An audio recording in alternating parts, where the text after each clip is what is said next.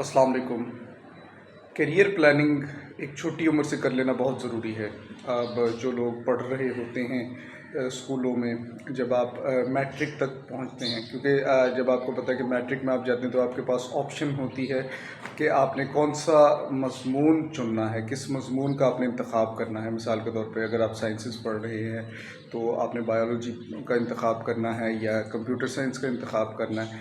अगर आपने डॉक्टर बनना है, मेडिकल लाइन में जाना है, तो फिर आप बायोलॉजी का इंतख़ाब करेंगे। अगर आपने कोई सॉफ्टवेयर इंजीनियर बनना है या कंप्यूटर आईटी की फ़ील्ड में जाना है, फिर आप कंप्यूटर चुनेंगे। और अगर आपने सिंपल आर्ट्स पढ़नी है तो फिर आप ह्यूमैनिटीज़ को चुनेंगे।